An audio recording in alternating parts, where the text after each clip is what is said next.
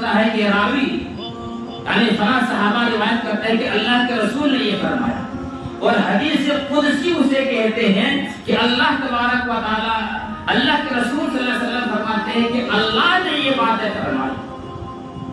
تو حدیث قدسی ہے میرے پیارے بھائیوں، اللہ کے نبی علیہ السلام نے فرمایا، اللہ تبارک و تعالی نے اس اپنی عزت کی قسم کھا کر فرمایا، میں کسی بندوں کے اندر دو خوفیں اور دو امن جمع نہیں ہونے دوں گا۔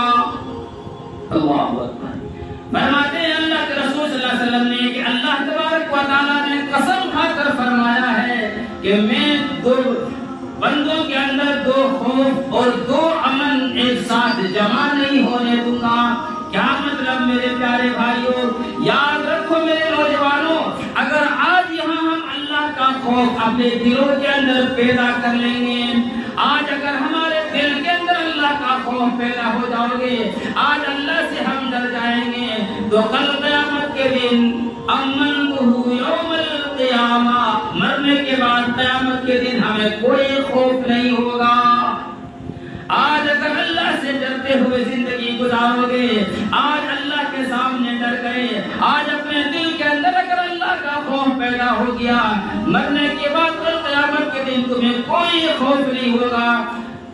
میرے پیارے بھائیوں، اور دوسرا فرمایا کہ جو انسان دنیا کے اندر بے خوف زندگی گزارے گا، آج ہمارے دلوں کے اندر اللہ کا خوف نہیں ہے، فرمایا جو دنیا کے اندر بے خوف زندگی گزارے گا، مرنے کے بعد اس کے دل کے اندر اللہ کا خوف ہی خوف پیدا ہوگا۔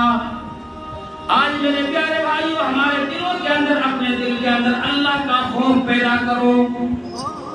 اگر اللہ کا خوف پیدا ہو جائے تو آج لوگوں کے اندر نماز نہیں چھوٹے گا۔ آج اگر اللہ کے دل اپنے دل